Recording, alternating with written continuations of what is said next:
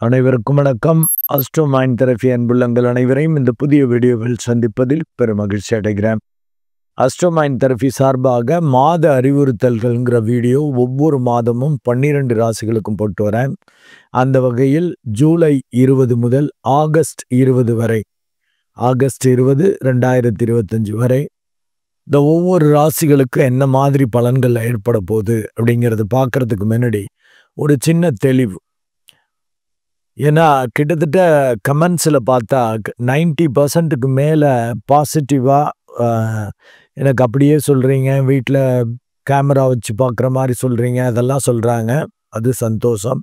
But 1-2 பேர் பேடாக டோட்டலாக எனக்கு இது ஒத்தே வரல, சரியாகவே இல்லை அப்படின்லாம் சொல்கிறாங்க. அது கண்டிப்பாக எல்லோருக்கும் ஒத்து வரணும் இல்லை. பட்டு நான் சொல்லக்கூடிய இந்த பலன்கள் எல்லோருக்கும் அது மாதிரி சூழலை கொடுக்கும். நடக்கக்கூடியது உங்கள் பிறப்பு ஜாதகத்தின் அடிப்படையில் நடக்கக்கூடிய தசாபுத்தி தான். 75-80% மேலே அதுதான் வேலை பார்க்கும். இது வெறும் 20-25% தான் நம்ம கோச்சாரம். இருந்தாலும் இதுக்கு ஏன் முக்கியத்துவம் கொடுக்குறேன் அப்படின்னா, அதற்கேற்ற சூழல் இருக்கும். ரிசல்ட் மேபி தசாபுத்தி நல்லா இருந்தால் பாசிட்டிவாகவும், தசாபுத்தி கெட்டதாக இருந்தால் கெட்டதாகவும் நடந்துட்டுருக்கோம். பட் இந்த மாதிரி சூழல்கள் இருக்கும், இந்த மாதிரி உணர்வுகள் இருக்கும். அதை நம்ம எப்படி கையாளணும் அப்படிங்கிறத புரிஞ்சுக்கிறது தான். இதுதான் அஸ்ட்ரோ மைண்ட் தெரபியோட நோக்கம். மற்ற அஸ்ட்ராலஜி சேனல்ஸை பார்க்குறப்ப அவங்க டைரெக்டாக பலன்களை சொல்லிட்டு இருப்பாங்க. நான் பலன்களை ரொம்ப லிமிட் பண்ணிவிட்டு உணர்வுகள் ரீதியாக தான் உங்களுக்கு வெளிப்படுத்திட்டு இருப்பேன். ஸோ இப்போ நீங்கள் ஒவ்வொரு ராசியை பற்றி நான் சொல்கிறப்ப, ராசி அப்படின்னு இருக்கிறவங்க எக்ஸ்டர்னலாக அதற்கேற்ற சூழல் இருக்கும்.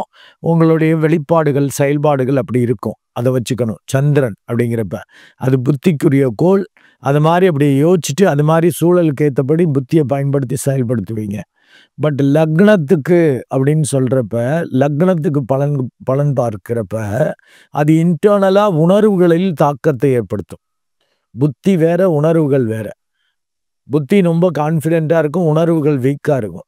இந்த லக்னம் தான் ரொம்ப இம்பார்ட்டண்ட் அப்படிம்பாங்க. ஏன்னா அதுபடி தான் நடக்க போகும்.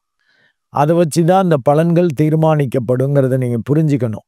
இப்போ நான் உதாரணத்துக்கு மேஷ லக்னம், மேஷ ராசின்னு சொல்கிறேன்னா, மேஷ லக்னத்தில் பிறந்தவங்க இந்த வீடியோவும் பார்க்கணும், மேஷ ராசியில் பிறந்தவங்களும் இந்த வீடியோ பார்க்கணும். மேஷ லக்னக்காரர்களுக்கு இன்டர்னலாக அந்த உணர்வுகளில் அந்த பாதிப்பை ஏற்படுத்தும். எக்ஸ்டர்னலாக ஏன்னா அது மாதிரி அர்ஜி இருக்கும் அந்த உணர்வுகளில், நான் சொல்லக்கூடிய பலன்களுக்கு ஏற்றபடி.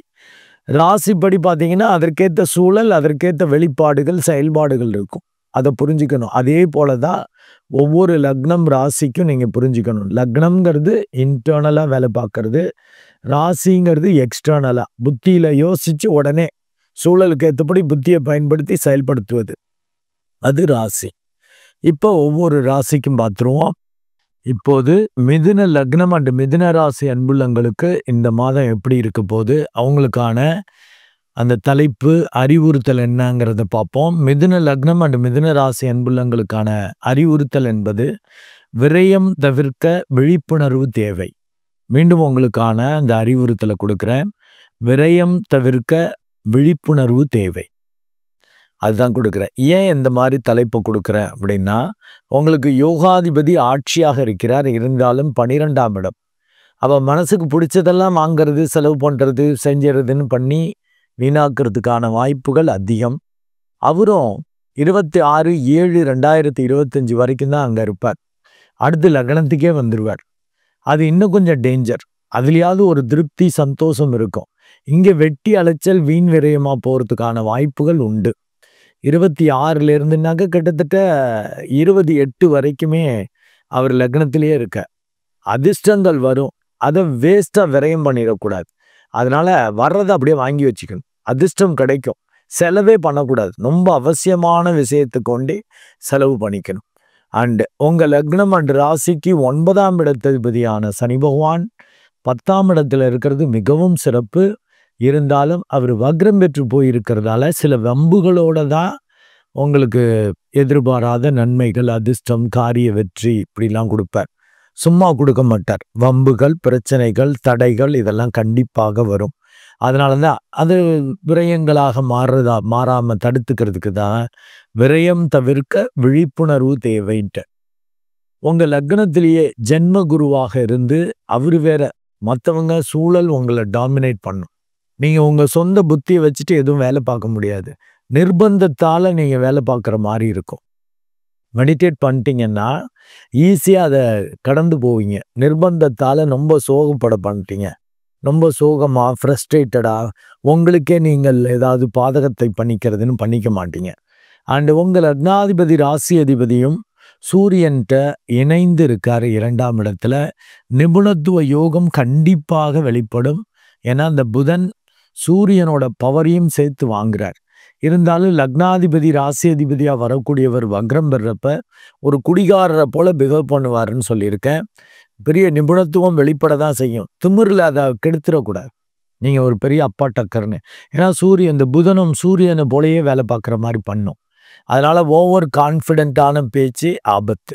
எல்லாம் தெரிஞ்சாலும் அமுக்குனி மாதிரி கம்முன்னு இருந்துட்டு காரியத்தை முடிக்கணும். அப்பதான் நல்லது. இல்லாட்டி ஜென்மகுரு ஆப்பு வச்சு விட்டுருவார், சிக்கலாகும். அண்டு 3ஆம் இடத்துல இருக்கக்கூடிய கேதுவும் உங்களுக்கு பயங்கர உங்க முயற்சிகளில் அப்படி ஒரு ஆராய்ச்சி தன்மையை கொடுப்பார். 6, 11 கூடிய செவ்வாயும் 3ஆம் இடத்துல இருக்கிறது சூப்பர். உங்க முயற்சிகளில் வெற்றியோடு லாபமும் கண்டிப்பாக கிடைக்கும்.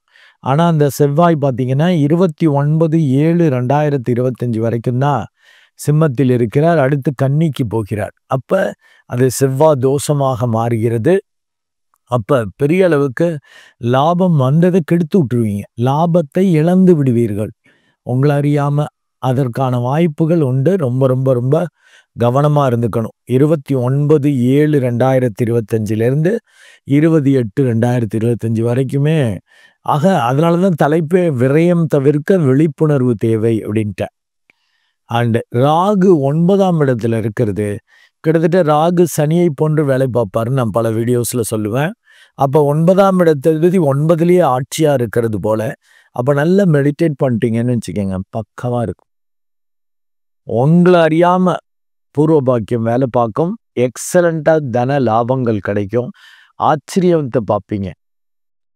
ஆனா வந்த லாபத்தை கெடுத்துக்க கூடாதுங்கிறது மட்டும் இந்த இதுல குறியாக இருக்கணும். பேச்சிலையும் ரொம்ப கவனமா இருக்கணும். ஏன்னா 17/8/2025 வரைக்கும் 2ஆம் இடத்துல சூரியன் இருக்கார். திமிரு பேச்சு, நீ ஒரு அப்பாட்டக்கர்ன்னு நினைச்சிட்டு பேசுறது இது வேண்டாம். அது பண்றதுக்கான வாய்ப்புகள் உண்டு. ஏன்னா உங்க லக்னாதிபதி வக்ரம் பெற்றிருக்கார்.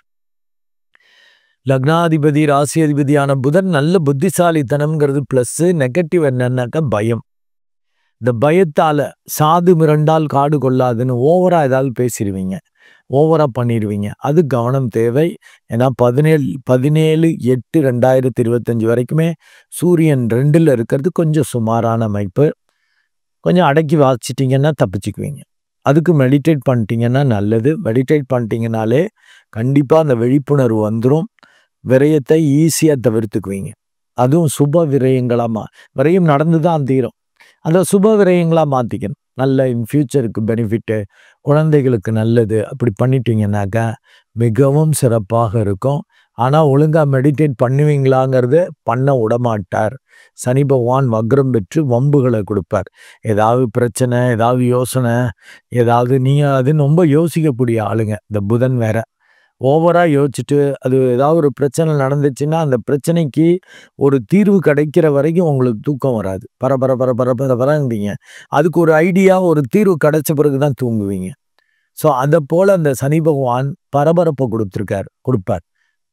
ஏன்னா 9ஆம் இடத்ததிபதி வக்ரம், லக்னாதிபதி வக்ரம். இப்போ கண்டிப்பாக ஒரு குடியாரரை போல பிஹேவ் பண்ணி தேவையில்லாத மன உளைச்சல், நிம்மதி இல்லை, சந்தோஷம் இல்லைங்கிற மாதிரி ஆகிடும். அதனால நல்லா மெடிடேட் பண்ணிட்டீங்களா, அந்த நிம்மதி சந்தோஷமும் இருக்கும். ஏன்னா பெரிய அளவுக்கு விரயம் இல்லாமல் நீங்கள் தப்பிச்சுக்கவும் முடியும். நன்றி அன்புள்ளங்களே. மீண்டும் ஒரு நல்ல வீடியோவில் உங்களை சந்திக்கிறேன். அதுவரை உங்களிடமிருந்து வணக்கம் கூறி விடைபெறுவது உங்கள் அன்பு டாக்டர் அருட்குழந்தை ஆர். கணேசன். நன்றி, வணக்கம்.